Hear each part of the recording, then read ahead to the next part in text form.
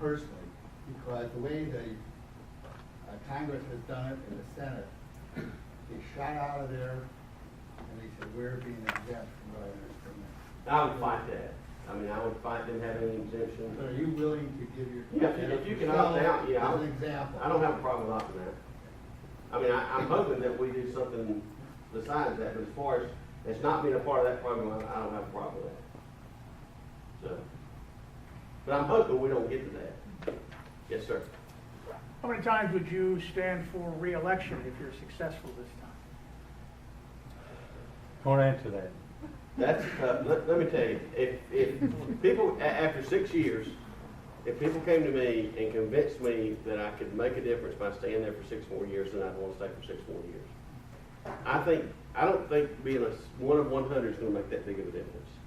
I think the difference is going to be that when this dumb old redneck that's not even a college graduate, who has a failed business from South Carolina, who believes in liberty and freedom, is able to beat Lindsey Graham, it's going to send shockwaves around the rest of the country. I don't think my one vote in the Senate is going to matter. I have one question that's kind of plaguing everybody during this congressional break that I'm sure is coming up in every town hall, especially to the Republicans. How would you vote on the defunding Obamacare as proposed by Kathy Hughes and Mike Lee? I can't find anything up to this point. Now, something could change tomorrow, but I cannot find a single vote that my vote would be any different than those two gentlemen. What kind of a budget do you think you're going to need to beat Lindsey Graham, and how are you going to get it? I think it's going to take $5 million, and we're going to have to raise it all over the country. It's going to have to be a nationwide effort. We have an impact. Lindsey Graham has an impact on what happens in Indiana. He has an impact on what happens in Florida. Chuck Schumer has an impact on what happens in South Carolina. Ted Cruz has an impact on what happens in South Carolina. You're a U.S. Senator. This is going to have to be a U.S. Senate race. There's no way we can beat the money that he's going to have. The Chamber of Commerce crowd especially. I mean, all the crony capitalists, not that all Chamber of Commerce people are, but the crony capitalists are going to be in his pocket. Because I'm not one of those guys. I am not one of those guys. I believe that the free market will decide. Because the problem is when you let government decide and let government pick winners and losers, it usually doesn't do as well as the free market. Yes, ma'am. Do you think former Senator DeMint and the Heritage Foundation would back you? I don't think they're going to back anybody officially, but I think the work they've done on this immigration bill is incredible. I think they will have information. I don't think Graham can help himself. I think he's so close with McCain. I don't know if any of y'all saw this article where McCain said if it came down to Rand Paul and Hillary Clinton, he didn't know which way he was going to go. Yeah, I heard that. So I did an interview with South Carolina Radio Network, which I don't know if it went anywhere, but I said I wanted to call publicly on Senator Graham to repudiate Senator McCain. Yeah. Right. Now, I haven't heard anything. But I think that they've been dying to go to that side. I think there's a lot in common with those two and our own spectrum. But this is not Pennsylvania. And they know they can't get elected in South Carolina or Arizona if they switched. But I don't think they're with us philosophically. Yes, sir. Yeah. I know a lot of establishment Republicans here. I will not call the names out that were in the news, but who are for Lindsey Graham. And my question to you is, how do you cut into there are establishment Republicans. You mentioned the Chamber of Commerce, and they're behind you big time, and they're giving you money. So how do you cut into that route? The same way I did when I ran for the state senate. I mean, I ran against a trial lawyer this last time, and the head of the chamber came to me and said, look, we don't know who we're going to support. You haven't really been good for us. You don't vote for any of our senators. So I fight them all the time. This is a fight I'm used to. It's on a much bigger level. I'm not kidding myself. But I'm used to fighting against the leadership. I'm used to fighting against the insiders. But there is a certain group that's going to be with the winner. And once they perceive you as the winner, they're going to be with you, and they were with you all along. No, they weren't. Well, they'll tell you they weren't. I know they didn't. They're with your winter tie. Yes, sir. Graham and McCain are now over in Egypt. I presume they're looking for votes in Trump. The real issue is, The more they do with that Middle East, the more they talk about it, the less I feel they're in favor of backing Israel. What's your position on Israel? I feel like Israel can stabilize the Middle East if we just leave it alone. Colonel, Jimmy Carter went in there and tried to make peace, and it's been a nightmare ever since. I don't think there's radical people there's radical Islam that is intent on destroying Israel. Now, I don't know how you negotiate with somebody who wants to destroy you. And we've also heard folks in the Democrat Party say they want to destroy the Republican Party. Let me tell you, we're in a war over here too. It's a war of ideas. Yeah. And our side, we've got the right idea. We've got the right idea. But the issue is we're not consistent. I've had to go to the floor and fight people that you guys look up to in the Sacramento Senate when it comes to a pet project for their district. We're not consistent. Our ideas work if we'll stick with our ideas. But we don't. We compromise in a New York second because the media loves compromise. We will never save this country when we placate to the media. The mainstream media. Follow up, you didn't answer the question. Where are you if Israel gets in a miserable war situation? Are you behind them or are you observing? I think Israel is, I'm a supporter of Israel. I think Israel is the only real democracy in the Middle East. I mean, right now, Israel's been our greatest friend. Would I want to go in there? We've got bunker busting technology right now that we could take out what they have in Iran. Okay? We've got the technology, but we won't give it to Israel. I would be for giving that technology to Israel. The reason Israel hadn't done anything is because they've got to go nuclear to take out, because of the mountains and the terrain, they've got to go nuclear to take out those sites. I would give Israel every bit of the technology we've got. Israel has done nothing to ever show that they're disloyal to us the way we've shown we're disloyal to them. I mean, I'd be frightened right now thinking the U.S. was my best friend if I was Israel. When you've got John McCain and Lindsey Graham over there as community organizers for the Muslim Brotherhood. I heard your interview on Glenn Beck a few weeks ago. How do you feel about Glenn Beck and Freedom Works? I don't know. You know, my business failed. I mean, at one time it was very successful before, I always say BO before Obama. But they were, which, but I talked with them, they were a little concerned about that. But, you know, I've gone through an election since that happened, and that was made a huge issue by my opponent, but yet we won every precinct. So, you know, I think once we get the traction, I think Club of Growth will get in, I think that Freedom Works will get in, I think every group that you're thinking of is going to get in. We just got to raise that first $1 million and get those people, we're going to have that first good polling. Senator, would you talk about your voting record and how you stand as conservative? I have 100 with the Club for Growth, which is very conservative group, you know, limited government. I've had 100 every year since I've been there, got the high score. Tea Party groups around the state, I've always had the high score on their scorecards. The Myrtle Beach Tea Party had one that was kind of a strange scorecard, and I don't know exactly, I didn't really agree with it, but that's the only one I haven't been the top legislator in the state. I'm very consistent. I voted to sustain every veto that the governor had this time. I voted to override one veto last time because there was a part of the budget where it was there's a group, the LAC, Legislative Audit Council, and what they do is they audit government waste. And that group, to me, we can't spend enough on. You know, we could take money away from DOR, give it to the LAC, and you'd have a much more efficient government. And I did vote because she took some money out of that, so I voted to override that veto. I think I voted to override maybe 2 years after was there, maybe a couple of his vetoes. I voted to override arts, you know, to sustain arts funding vetoes, which just tremendous in my district. I mean, Spartanburg has got a big arts center, and I voted to sustain the governor's veto, and all the arts people were all mad. You know, I funded opponents' campaigns on several issues, but we've been able to sustain it. So. Yes, sir. I'm passionate about what's going on in the Black community, and personally, in my opinion, I believe that the Black community is on a path to self-destruction. But my question to you, would you be willing to have a discussion about the Frederick Douglass Liberty Messenger message in your campaign and how that would affect the Black community? Well, I think that we've got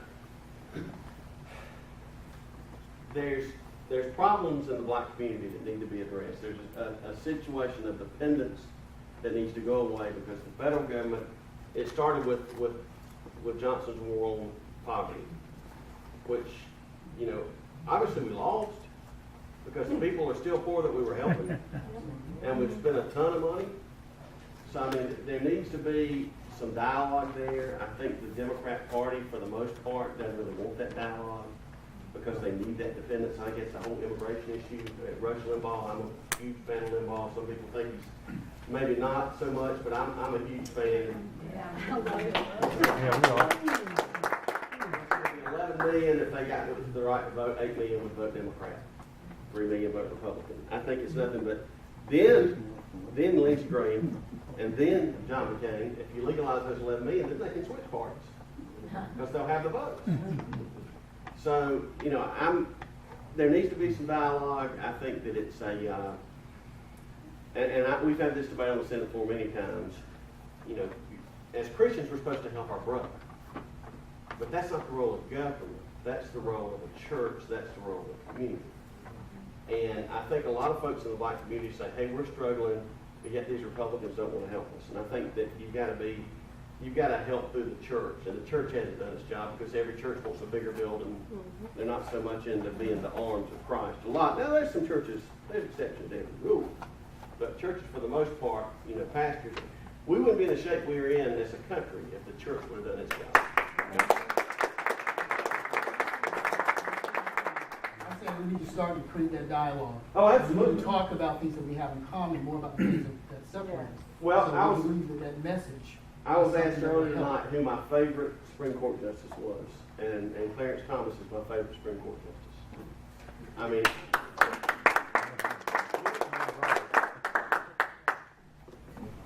we didn't, ignorance was the big problem before because we thought that blacks and whites were different. And there's different culture. But the DNA, that we've learned, the DNA, we're the same. It's just the skin pigmentation. That's the difference. You know what I'm saying? Once we realize that that's the difference, it changes our thought process. I mean, we're all the same. We're all God's children. I mean, it's almost like we all came from Adam and Eve, you know? Well, I know people love to belittle that, but I believe that to be true. So we need to look out for one another, but yeah, there needs to be a dialogue because it's unacceptable. You know, the abortion rate in the black community is tremendous compared to the white community. I mean, it's just mind-boggling. So, you know, there needs to be dialogue, and I'd love to be a part of it. Yes, sir. Since you brought up church, and I'm a pastor, and I'll try to keep it short, because like senators, pastors can talk a long time too. Being as our founding fathers prayed together for the most part, and even when they were writing the Constitution, they didn't pray and went to church. For the first, I think, 80 years to 100 years, our country had church services in the Capitol building and paid the Marine Corps band for a time to play with. And if you were to take, during the Continental Congress, during some of the other forming times of our country, all the quotes that people quoted in other books, the vast majority of this was Bible. I would think that prayer, I mean, being as George Washington called for prayer and fasting 15 times when he was president, I would think prayer is also part of conservative. And when I come to a lot of conservative meetings, mostly what I hear is fiscal policy. Our founding fathers would have said, your fiscal policy will follow your spiritual policy. Most of them. Even Thomas Jefferson, who made his own little Bible to try to share Jesus with the Native Americans and some of the people that we've been lying about our spiritual heritage. So my question to you is, what efforts are being made now for people who believe, as you said, that we all came from the same Adam and Eve or Noah's family, to pray together for some of these issues? What do you think we should do about that? Is there a spiritual side to politics? There's definitely a spiritual side, and people have spiritual gifts. And they, you know, everybody should pray, but there are people that are actual prayer warriors that's their spiritual gift. And but we all should pray. I mean, to me, God blessed this nation because of our forefathers. He continues to bless us because of our forefathers. But I think prayer is very important. But this is the part where I think and you talk about the coast and Charleston, you know, and some libertarian bent. I believe that Christianity is a religion of liberty. Yeah. I really do. So, I don't believe the state should compel people to do it, because that's what some other religions do, and you see how that works around the world. I think we should give the folks the choice, because if God gives us the choice, surely we should give others the choice. But I think prayer is important, from a personal level, although I don't believe And it if I take the initiative as a senator or something and say, hey, whoever wants to get together for a prayer meeting in such and such a room, let's start praying about some of this. Or if I prayed at a city council meeting recently, and they asked me not to pray in the name of Jesus. I was like, how dare you? Mhm.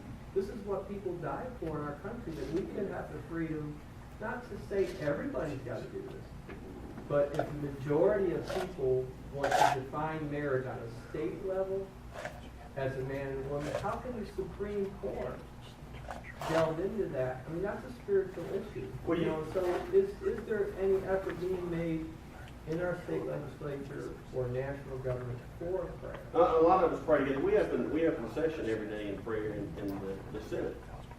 And they asked me to do it one day. They thought I was a preacher. And I'm not a preacher. I just believe strongly in biblical principles. And I'm also a sinner saved by grace. So I'm not going to come out here with a holier than thou attitude either. But they asked me to pray. And I said, is the prayer written?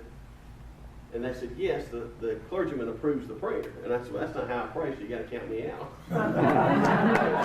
If you want me to pray, I'm going to pray the way I want to pray, and that'll be the end of it. So I was counted out for that. So we do pray every day in the Senate, but it goes back to the First Amendment. I mean, they're trying to crush God out of the public square, because if we depend on God, we don't depend on the state. And they want us to depend on the state. Yes, ma'am. First of all, we need a Christian president. We don't have one. I would say that the guiding principles of our current president on down Christianity, I don't know how you can believe that it would be legal and should be legal to take a child that is living and kill it. He was the only member of the Illinois legislature that believed in partial birth abortion. I don't know how God could impress that on somebody's heart. So what his heart is, whether he's a Christian or not, is debate. I don't question anybody else's heart. But the fruit of the Spirit I don't see in some of his actions. So I will go that far. And I do think that it's a different worldview. I mean, I think that we do need leaders with a Christian worldview. And that's what I have supported, and that's what I have. This is a little off topic, but I wanted to ask you this question when you were going to come here a few months ago. Are we ever going to get an open carry law here? Being in I think the South Carolina Senate is in about the same position as the U.S. Senate. We got folks that are, we got a Republican majority, but you got to. People are asking about North Carolina. North Carolina's now got a Republican majority. They're cutting taxes. They're doing all this stuff. How's North Carolina doing it? North Carolina beat the Democrats. Our Democrats switched parties. Yeah. Now they're Republicans, but they still vote like Democrats. And they think that they ought to be able to decide which freedoms you should have, and who should. I don't want government responsible for my personal protection. Let me tell you, the police, they make great reports after it's over. They're great history teachers. I mean, they tell you what happened. But they can't protect us all the time. And you can't be protected all the time. I mean, they can put you in a rubber room where nobody can hurt you and you can't hurt yourself. But is that freedom? I want to be free. You can love it. They're just like we talked about Christianity and liberty and being the same. You can love law enforcement. My daughter's dating a policeman. Which served 2 tours in Iraq. I mean, he's a great kid. But my daughter's dating. I can love the police, but I cannot want to live in a police state. You see the difference? I mean, there's a difference. I love my military, but I don't want them to have to intervene in every conflict around the world. So it can all coincide. Can I answer the question? Senator, 2 more questions. Yes, ma'am. A lot of candidates, including you, sound terrific on the campaign trail, and they get elected, and something happens, and they're not who we elected. So I think that whoever does get elected needs to have a plan in place so that that won't happen to them. I've already done it. What is it? I've already done it. His current record? Look at 5 years of my votes. I've done it. That's in our Congress. That's not in the, Well, I mean, well, back to Patrick Henry, I can only tell you by the lamp of experience. I'm the only person challenging Lindsey Graham that has cast a vote, period. Period. I have voted for Lindsey Graham. I have taken the heiress from my own party. Good gracious, the Senate's been shut down. I mean, I've locked the Senate down in South Carolina. And I can't tell you what I did in USA because I hadn't been there yet, but I can tell you there'll be no difference. It's not work. I have sacrificed so much to try to make a difference for liberty. I mean, I had a great life before I got involved in this one. I really we can identify with that. I had a very successful business, and I'll tell you what happened. There was a guy in the South Carolina Senate who I had a real problem with, and he was representing me. And nobody would run against him. So I said, I'll run for office, and maybe I can get him out of the way. I lost by 21 votes. We did. We were up by 200 when the computers went down, but we lost by 21 votes. So I ran again in 08. He didn't run again, but he had a surrogate that was running. I didn't want him to have control, because here's the deal in South Carolina. You can be a criminal defense attorney and at the same time appoint a magistrate, and you can remove that magistrate if he rules against you. That's dangerous. So I had this guy that I ran against who was taking DUIs and criminal domestic violence in front of the magistrates he was appointing. I had a real problem with that. So I ran against him just to move out one guy. That was why I got involved. Now I got the same thing again, except it's a much bigger scale. But people can criticize me for a lot of things because I don't hold my tongue. I'm not a good politician. I don't dance around the issues. I know that the Israel question, he's still smarting from that one because I believe that Israel has been our greatest ally. I think we have hamstrung Israel in defending themselves, but I'm against foreign interventionism, but I think it benefits the U.S. for Israel to be strong. So, that's where I kind of get, because it's America first. So if it's going to benefit America, we got to get involved. So I can see the point of that. But when it comes to issues, I'm straight on, I'm straightforward. I have fought the fight. I have filibustered just about every budget. Nobody can question, is Lee Bright committed? Now, some might say he might need to be committed, but nobody can question that I'm committed. Have you given any thought about if you are successful, what can be done to stop the data mining that the government is doing with this big Utah facility, and we all are aware of how much of our private information they're stealing from us? Well, we've got to take control of the U.S. Senate. We've got to with conservatives. What you'll see, because it's happening in South Carolina, when people get elected on liberty-type platforms, the other ones pay attention. And I don't know how many elected officials we got, but for the most part, now there's exceptions to every rule, but for the most part, people want to get re-elected that are in office. And if you convince them that that's something that's on your mind, something will get done. If we get enough congressmen in there, they can cut, Congress controls the money. They can cut the money. I mean, the Constitution's kind of gotten perverted a little bit. But Congress has got control of the money. I mean, defund all this stuff.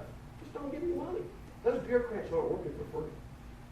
They're not going to do it. So just cut the money. I think there should be a lot more investigations. I think there should be a lot more trivialities out there finding out what's going on. But it's almost totally unacceptable because our Fourth Amendment rights are being shattered, whether it's what we get on an airplane or what they're listening to on our phone. They're shattering the Fourth Amendment. And I believe it all goes back to the abortion issue. I mean, when you can fundamentally take somebody's right away to live, you can do anything to them. I mean, the Fifth Amendment, you can't be denied life, liberty, but they're doing it to children before they're born. And it's just a natural progression. And I was out in Salt Lake City, and there's a group called ALEC, which is a conservative legislation group that gets together once a year, not at taxpayer expense. You know, campaign dollars expense, but not taxpayer expense. So I'm involved in that group, and I went there and spoke. And this lady was all upset. She said, these big corporations are taking control of our government. And my argument was, well, it's not about who's taking control of government, it's about the government's too big. And I said, well, what would you like the government to do? And she goes, I'd like to have more parks, more green space. And I said, so you don't have a problem spending other people's money. You just don't like what they're spending it on. And she had to sit back and think. So, I mean, the whole thing is we've got to shrink government down to where it needs to be. And that's very small. Government does not need to be run like a business. Period. Because businesses, you grow. You grow or die in business. Government's like weeds in a garden. It's got to constantly be pruned and beaten back.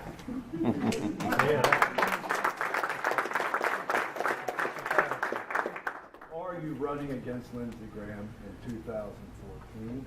On Tuesday, I'm having an announcement. Go ahead and just do it right now. You won't tell anybody. You won't tell anybody. I have had my phone blown up by people wanting me to announce either on their TV show, on their radio show, at their meeting, and no matter where you do it, somebody's going to be slated. So Do it on Hannity. well, then Beck's going to be mad. Oh, yeah. So, I wouldn't do it on but we've Hannity. got something Tuesday morning, and we'll be off and running, and it's not so important, you know, about the actual announcement or anything. It's what you guys do. It's really what you guys do. Because I can't talk to enough people. And let me tell you, those 30-second TV ads, you can buy a lot of them, but it's what you guys say. It's the word of mouth. Everything's local. Even presidential elections are local. So I take it the answer is yes.